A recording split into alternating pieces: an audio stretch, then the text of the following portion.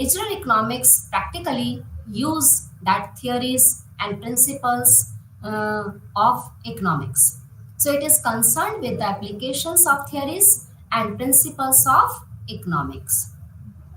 Next is economics discusses about general problems, but managerial economics always discusses about individual problems.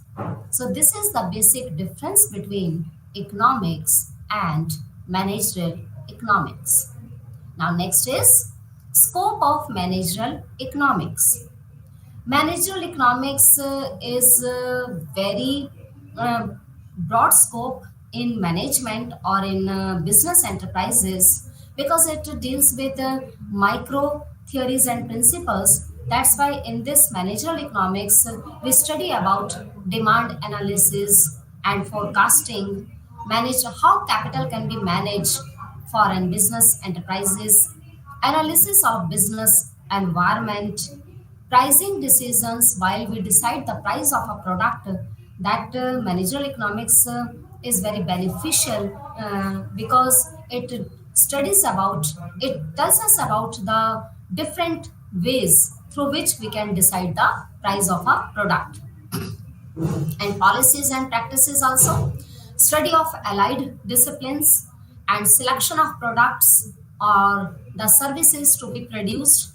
It is related with the selection of product, what type of product we should produce and in what quantity, like central problems like what to produce, how to produce and for whom to produce, uh, which arises due to scarcity of resources. Resources are always available in limited quantity. Like we have only four main factors of production, like land, labor, capital, entrepreneur, and we have to produce lots of commodities, lots of products with the help of these limited resources. So, how we use these limited resources to fulfill unlimited wants. So, managerial economics tells us the way to select the product or services which a producer is willing to produce. Next is selection of location for which the production will be made. So in these aspects, if we want to study about all these things, then managerial economics is very beneficial or very, it's a lots of significance in these analysis or in these theories. Next is how is managerial economics useful? You know that managerial economics evaluate choices in between of it gives us different alternatives so that we can fulfill our unlimited wants. It identifies the way to efficiently achieve the goal, and it specify the pricing and production strategies. Provide production and marketing rules to help maximize net profit. So managerial economics is very useful because it evaluates the choices alternatives.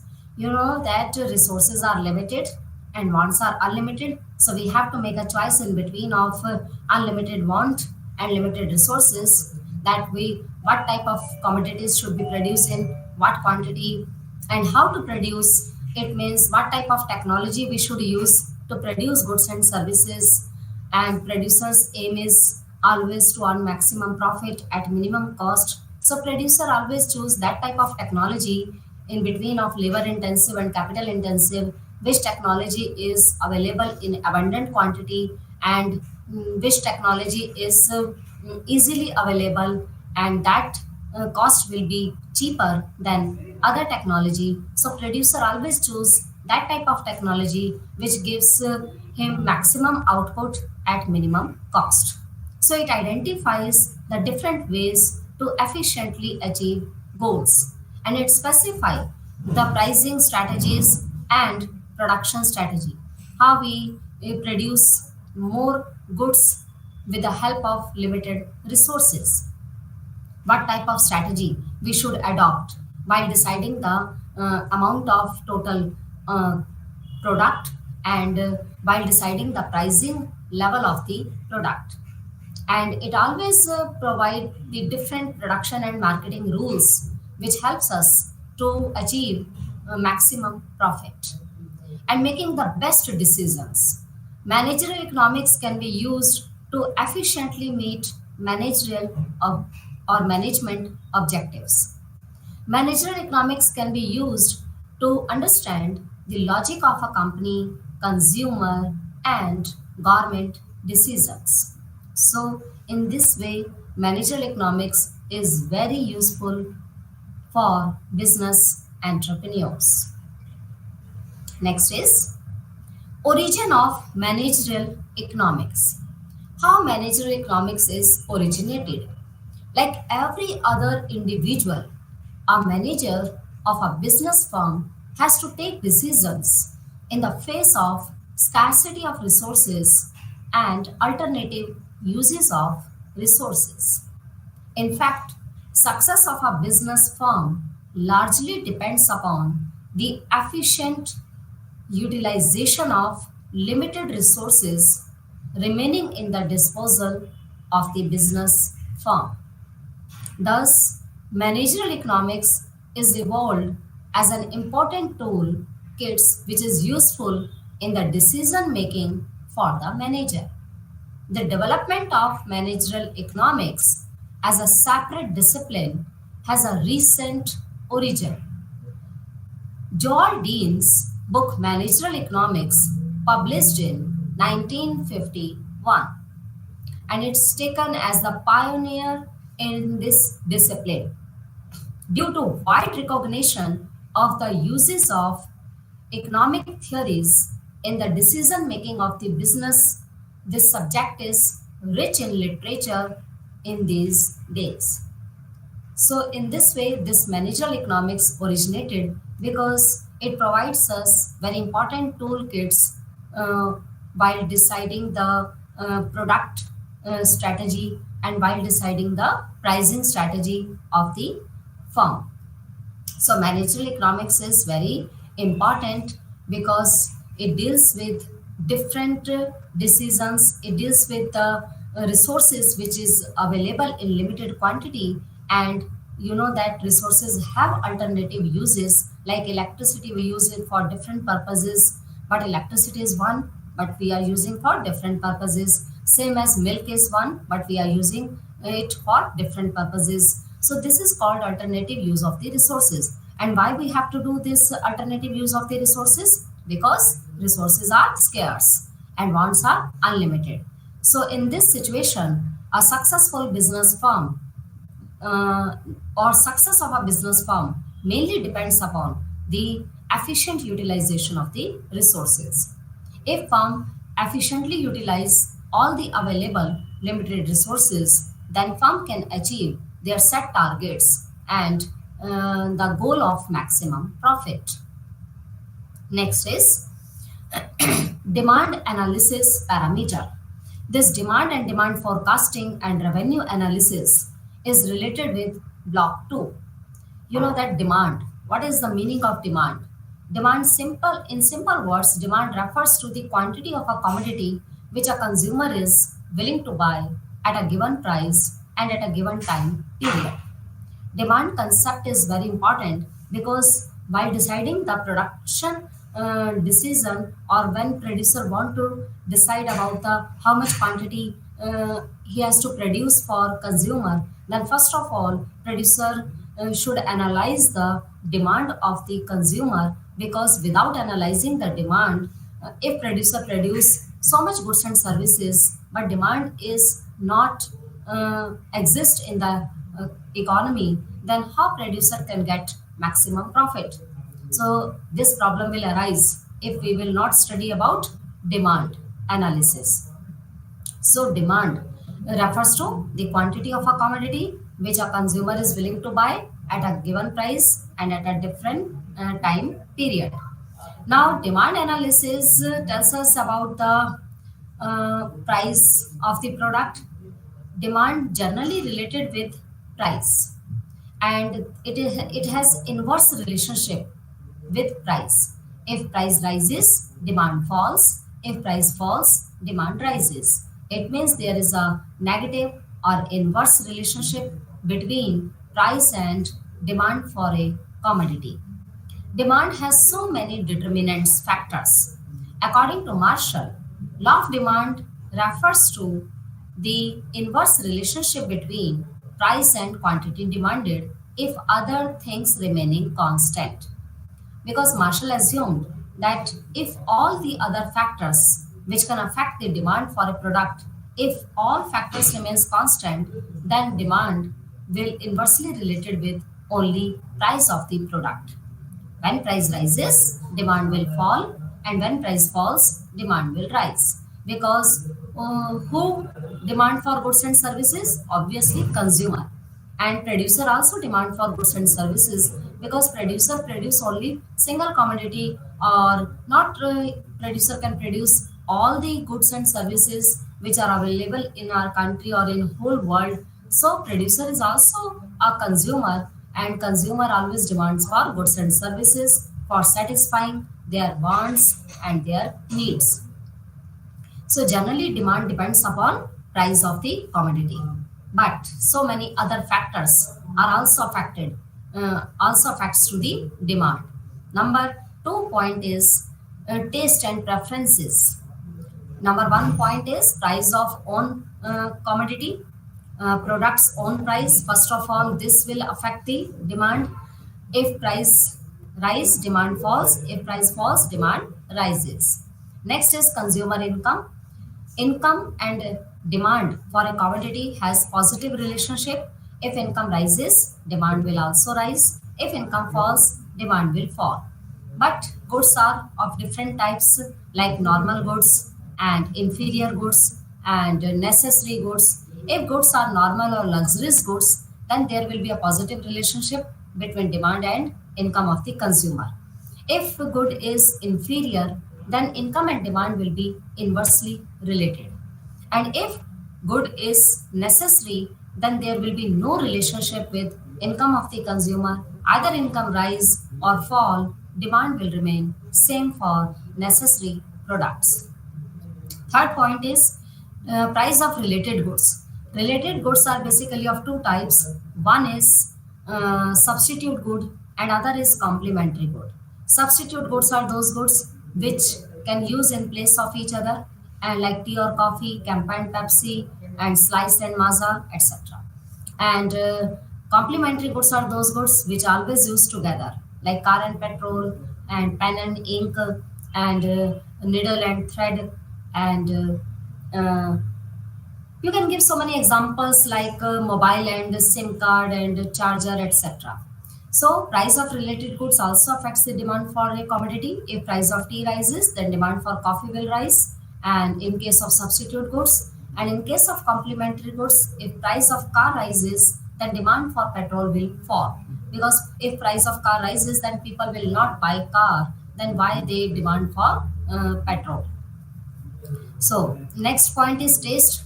Demand depends upon taste and preferences of the consumer. If our taste and preferences are favorable towards the product, then demand will happen. And if we don't have any taste and preferences towards the product, then demand will not happen and demand will not occur. Next is expectation. Expectation also affects the demand of a product. If we expect that price will rise in future, then we will demand more in present and less in future, because you know that there is an inverse relationship between price and demand. And if we expect that price will fall in future, then we will to demand more in future and less in present. Next is consumer volume. Consumer volume is number of consumers. If number of consumers in our country is more, then demand will be more. And if number of consumers are less, then demand will also be in less quantity. So all these factors affects the demand for a commodity. Next is significance of demand to firms.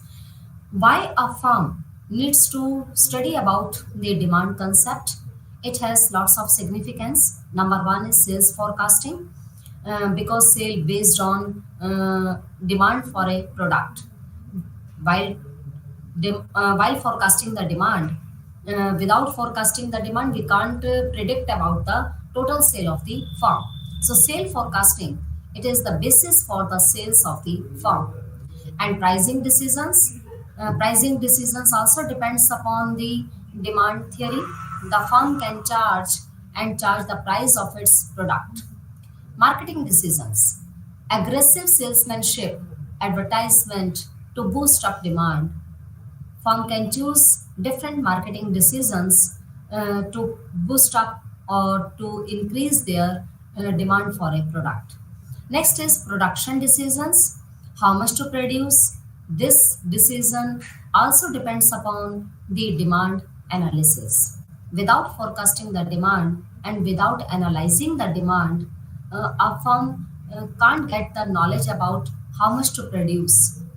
Next is financial decisions, budgeting and managing the finance of the firm. It depends on the sales revenue earned.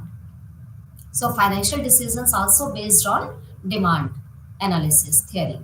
So this demand is very important concept and it has a very great significance in management or in business enterprises.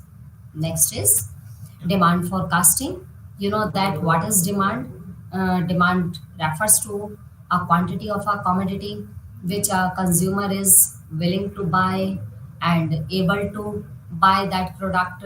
First of all, we must have a strong desire for a commodity, then demand can be fulfilled. Next is we must have ability to pay. We must have purchasing power to buy that product.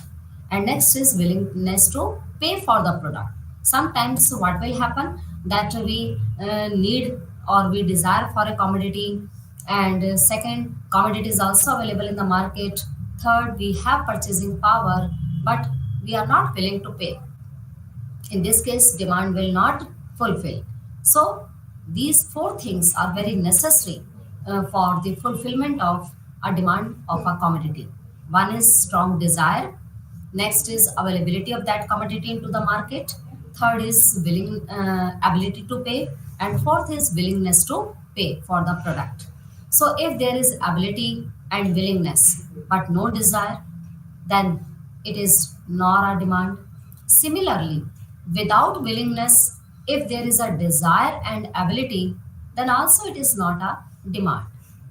Now, what is demand forecasting? Demand forecasting is a prediction or estimation of future situation under given conditions.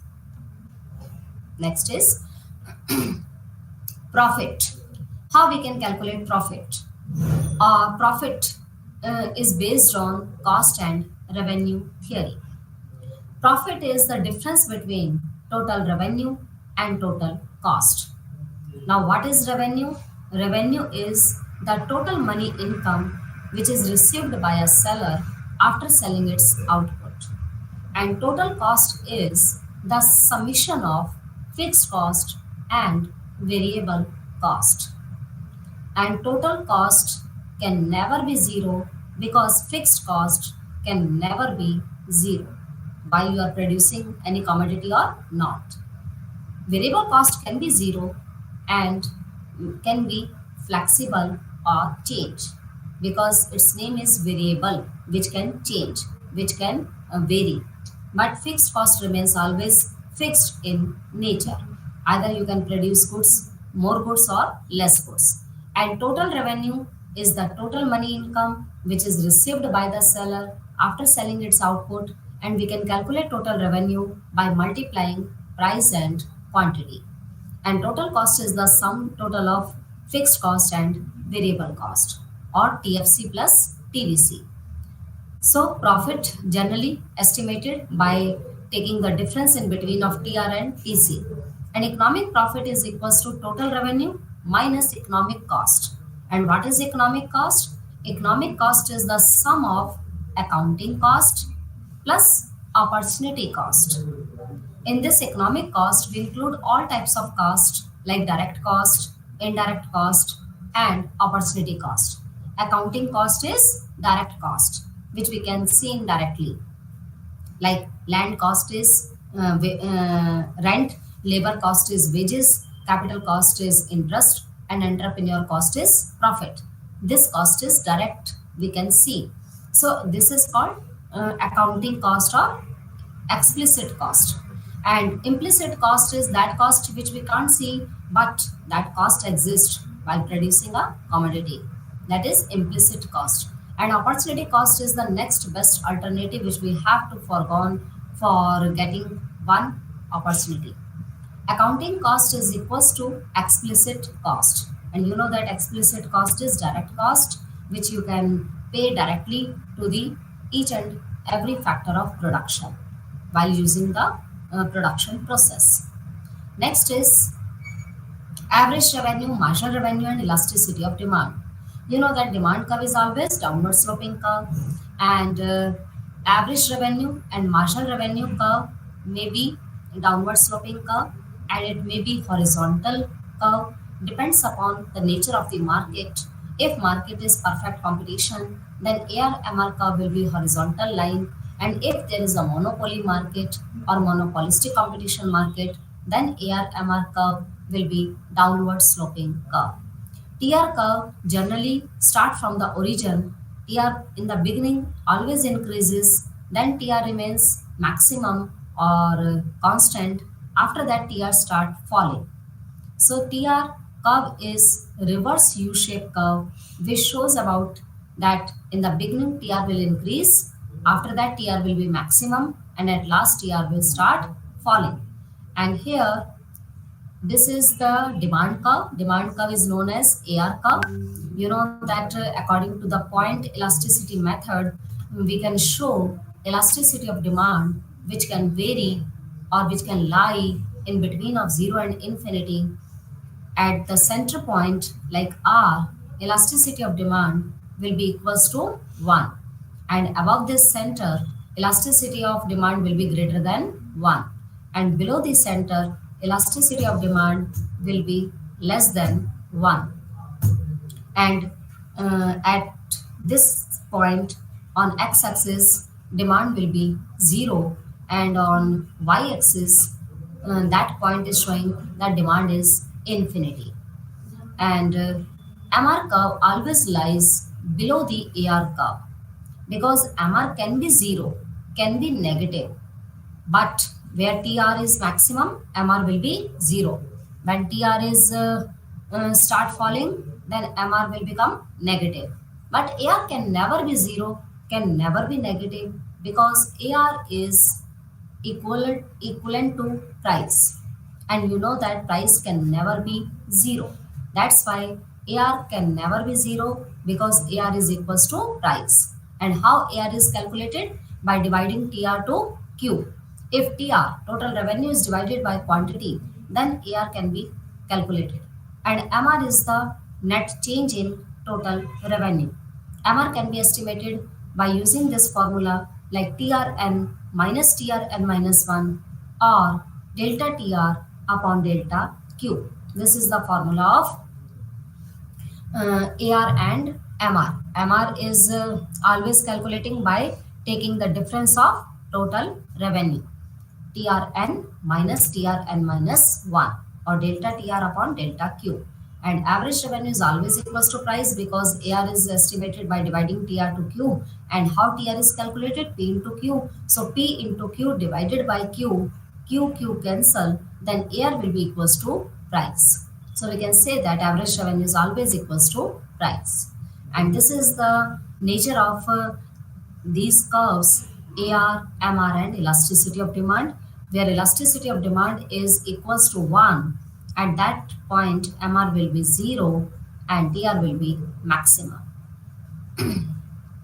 Now next is profit maximizing level of output. How profit can be maximized? You know that profit is the difference between total revenue and total cost. And quantity is given like 10, 20, 30, 40, 50, and 60. And TR is given like 90, 160, 210, 240, 250, 240. TR in the beginning is increasing, after that TR is maximum, and at last TR start falling. And TC is like 70, 120. TC is the sum total of TFC and TVC. 70, 120, 150, 160, 225, and 300. Now, how we can calculate profit? By taking the difference in between of TR and TC. We can calculate profit. TR minus TC. 90 minus 70 is equals to 20. That is profit. 160 minus 120, 40 is profit. 210 minus 150 is 60 is profit. 240 minus 160 is 80 profit. 250 minus 225, 25 profit. And last, when TR start falling and TC start rising, at that time mm, profit will become negative. It means here firm is bearing loss. So where is the maximum profit level, or what is the maximum level of output a firm should produce? So here 80 profit is the maximum profit at which level of output? 40. It means when firm is producing 40 units of a product, here firm is getting maximum profit. So in this way we can calculate maximum level of output at maximum profit point. Now next is economies and diseconomies of scale. That is also very important, and it is related with the production function. While a firm choose returns to scale, and in long run firm can expand its business enterprises. When firm expand its business, then firm will get different types of benefits, which is known as economies of scale. That can be internal economies or external economies. So when a business firm expands its scale of production to earn profit, it derives many economies of large scale production, which in turn help in lowering the cost of production and increasing the productivity of the goods. So this is called economies of scale. And when a business firm overutilizes these economies, you know that excess of everything is bad. A firm expand its businesses which is easily manageable, then firm will get economies of scale like internal and external. In this case, increasing returns to scale law will be applicable. But if a business firm overutilizes all the available resources, then these economies will convert it into diseconomies or disadvantages or dis benefits. So in this case, benefits will be lower and cost will be higher. At that time, diminishing returns to scale law will be applicable. There are three laws. One is increasing returns to scale, second is constant returns to scale, and third is diminishing returns to scale. Increasing returns to scale law will be applicable when firm is getting economies of scale, and diminishing returns to scale law will be applicable when firm overutilizing all the available resources. In this case, economies will be converted into diseconomies and firm will be in situation of diminishing return and firm has to bear losses. And in case of constant, it means firm is getting the same amount of output, whatever input, the same amount of input. If firm is using 10% of input and getting 10% of output, that is called constant returns to scale state. Next is production and cost analysis. This is related with third block. Production, you know that it's a technical relationship between inputs and output. Inputs are mainly for land, labor, capital, entrepreneur, and other resources are like raw material, fuel, etc. And with the help of these inputs, we can produce sets of outputs or goods. Like input is land, labor, capital, technology, legal and social, cultural institution. All this affects production function. And production function generally it tells us about the relationship between or technical relationship between input and output. Now next is cost function. Cost function are the pecuniary relationship between output and the cost of production. Or cost means the money expenses which incurred in the production of goods and services. That is called cost. And there are different types of cost. And cost function explain the relationship between output and the cost of production. Like input, all the inputs are cost, and technologies, price of inputs. Cost function are determined by the price of inputs and the production relationship. It is necessary to understand production function if you are to interpret cost data. Next is there are different types of cost like short run cost, long run cost, fixed cost, variable cost, short run total cost. Fixed cost is that cost which incurred on fixed factors like land is fixed factor, capital or fixed machinery, heavy machinery is known as fixed cost. So fixed cost is a cost which won't change with a change in the level of output. And variable cost, it is clear by its name, it can change, it can vary according to the change in level of output. And short run total cost is the sum of fixed cost and variable cost. The total actual cost that is supposed to be incurred to produce a given output is short run total cost. Now, for example, short run fixed cost examples are like building cost, rent cost, and insurance charges, etc. All these costs called short run fixed cost. And variable cost examples are like labor cost, raw material cost, electricity cost, telephone charges, etc. And total cost is the sum total of fixed and variable cost. Technically efficiency and economic efficiency. What is the meaning of efficiency? Efficiency means if we use all the available resources in such a way so that wastage or inefficiency will be at least point, and efficient allocation of resources at higher level, then we can say that firm is doing uh, is business efficiently, or all the resources allocated by a firm efficiently. So technical efficiency and economic efficiency. The economically efficient method of production is the method that produces a given level of output at the lowest possible cost. That is called economically efficient production level, in which all the resources available or firm is using all the resources in such a way so that cost will be minimized and output will be maximized. That point is called economically efficient point. Next is cost of production. In this, you can see here, fixed cost curve is always horizontal line parallel to the x-axis because fixed cost can never be zero. At zero level of output, fixed cost always exists. So fixed cost curve always be a horizontal line which is parallel to the x-axis. And TFC curve is horizontal line. TC curve always start from the point of TFC, and average TVC, total variable cost, always start from the origin, and it can change according to the change in level of output.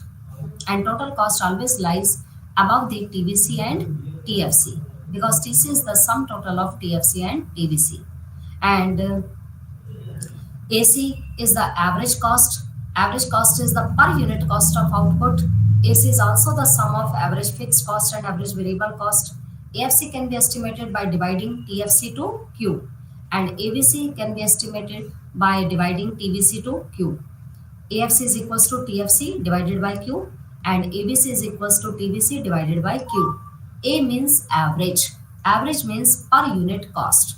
If we are giving the definition of AC, that is the per unit cost of output, and if we are giving the definition of AFC, then it is the per unit cost of fixed factors which incurred in the production of goods and services, and ABC is the per unit cost of variable factors which incurred in the production of goods and services. Next is making long run production decisions. To make their long run decisions, firm look at cost of various inputs and the various production technologies available for combining these inputs, and then decides which combination offers the lowest cost and maximum profit. So, long run production decision based on the input cost and the output which we get by using these inputs. So to make their long run decisions, firm look at the cost of various inputs and the various production technologies which is available for combining these inputs, and then we can decide which combination is best for our business enterprises, and which obviously a producer always choose that combination in which cost will be minimum and output will be maximum. Next is pricing decisions. This pricing decision is in block 4.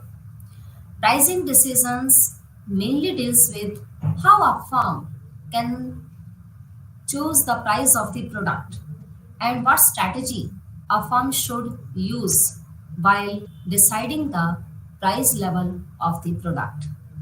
So pricing decisions is the main objective of organizational and marketing objectives. Pricing objectives also related with pricing decisions. Cost cost while deciding price, we must have to understand how much cost incurred in the production of goods and services, then we can set the good price of that product so that firm can get maximum profit at minimum cost, and other marketing mix variable. And there are different channels like channel member expectation and customers interpretation while deciding the price of the product. Customers interpretation and responses must be uh, understand, and members what the organizational member and channel member expect the price of the product, and how much competition exists in the economy. If there is a lot of competition exists in the economy, then we should choose least price so that we can attract more and more consumers. Then our sale will rise, and to increase sale of the product, we can maximize the revenue and cost can be minimized. And legal and regulatory issues are also related with pricing decisions. Next is market and demand factors affecting pricing decisions. You know that there are different forms of market which exist in an economy. Number one is pure competition or perfect competition, in which very large number of buyers and sellers exist in an economy, and all the sellers produces homogeneous product. When product is homogeneous, then price will also remain uniform or same. And in this case, price firm is not price maker, firm is always price taker. Under perfect competition, price is determined by the industry's demand curve and supply curve intersection, where both curve intersect each other. Equilibrium price is determined, and that price is taken over by these firms. That's why under perfect competition market, average revenue and marginal revenue curve remains always horizontal or parallel to the x-axis, because price remains always uniform or same. So in pure competition, many buyers and sellers who have little effect on the price and who have very less contribution in total amount of output. So they can't influence the market price and the market uh, supply of the product, because each individual seller has very less contribution in total output. Next is monopolistic competition market. Monopolistic competition market is known as imperfect competition market. In this market, many buyers and sellers exist who trade over a range of prices. In this monopolistic competition market, uh, many buyers and sellers produces heterogeneous product or differentiated product because the purpose of the product will remain almost same, but they can make the difference in their products to change their packing, their material or ingredients or input they are using, or like different types of soaps are available, bathing soaps are available in the market. The purpose of bathing soap is same, but many of the seller are producing uh, heterogeneous product, and they are differentiating their product by changing the size, quality, packing, design, and normally there is non-price competition exists in this market because each and every seller want to attract more and more customer so that price almost remains same in this market, but firm provide different different types of benefits to the consumer, like buy one get one free, 25% extra or 35% extra with that product, and some gift vouchers or gift coupons or free home delivery, etc. This type of marketing strategy can increase their sale, and they can sell more output to get maximum profit. So this type of strategy they choose, but while deciding the price, they always keep in mind another firm price. What is the another firm price? Next is oligopolistic competition market. Oligopolistic competition market is that market in which only few sellers exist who are very sensitive to each other. They are mutually interdependent on each other. They mutually decide the price of the product and the quantity of the product because their main goal is to earn maximum profit. And sellers are very few, not a large number, so they can easily make their cartel form or group of few sellers. Cartel means group of few sellers. When firms are very less in numbers, then firms always make cartel, group of firms, and firms decide the price and output mutually so that they can get maximum profit. So in oligopoly market, like automobile industry, cement industry, and cold drinks or soft drinks industry, and petroleum countries like OPEC, all these are the examples of oligopolistic competition market. They always make a cartel to get maximum profit.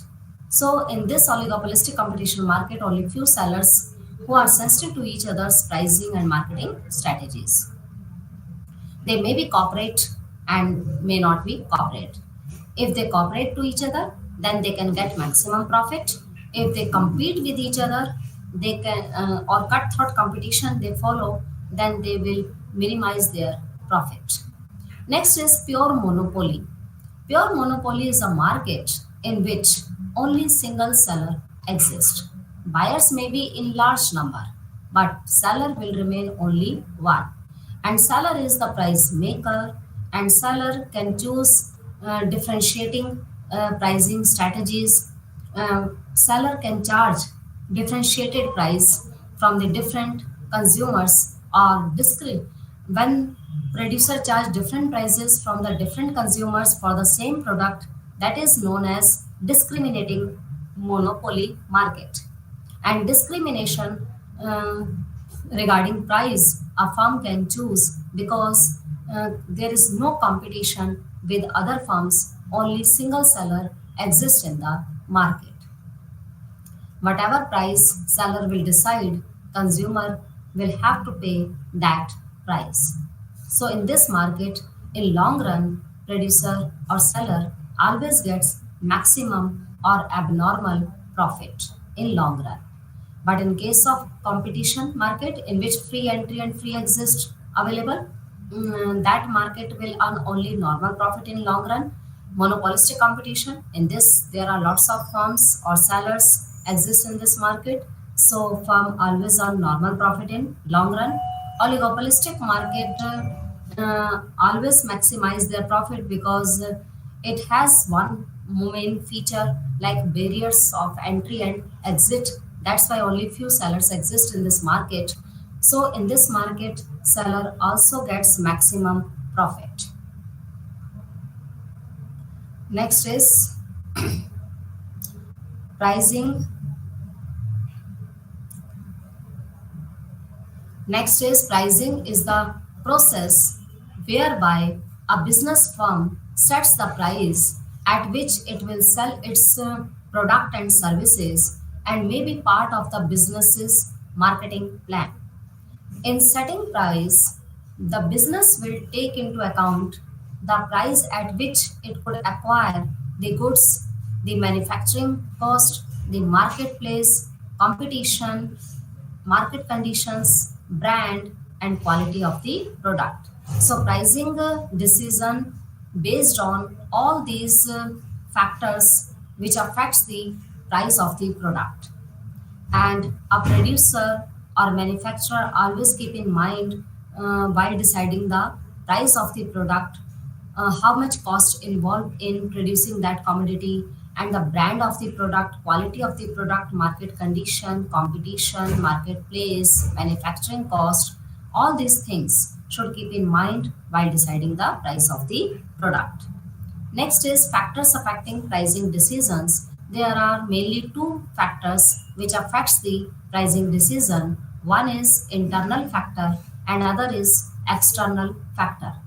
Internal factor means like marketing objective. What is marketing objective? Marketing mix strategy. What type of marketing mix strategy is available? Uh, how much cost incurred in the production of goods and services, and organizational considerations also included in internal factors which affects the pricing decisions. And external factors like nature of the market and demand, competition, other environmental factors like economy, resellers, government, etc. All these are included in external factors which affects pricing decisions. Now next is conclusion. Now we can conclude from today's session that managerial economics is an object of study. At the same time, we have tried to link the academic content to practical issue. Now you know that managerial economics is a branch of economics which deals with microeconomic theories, principles, and different aspects. And here, uh, in your managerial economics paper, you have total four blocks which we explained in previous sessions. In today's session, I have explained all the blocks in brief form that in managerial economics you must have to understand about theory of demand, theory of supply, demand forecasting, elasticity of demand, elasticity of supply, revenue analysis, cost analysis, where cost and revenue both are equal. That point is called break even point, means no profit, no loss. Break even point we can always determine with the help of TR and TC. TR curve is always generally in case of perfect competition market it's a 45-degree line, and TC curve always start from the y-axis where TC and TR curve intersect each other. That point is known as break even point. So, firm should always understand all the aspects of the economic theories, disciplines, and principles while taking the business decisions.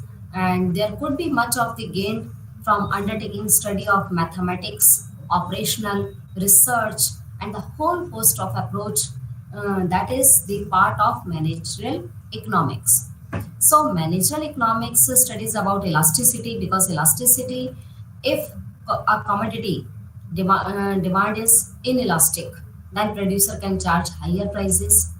Elastic demand means demand can change according to the change in price. And inelastic demand means when demand can't change due to change in price. So producer always can charge higher prices when demand is inelastic. So, in today's session, we have discussed all the blocks in brief form, and I hope that you understand this managerial economics paper. Thank you.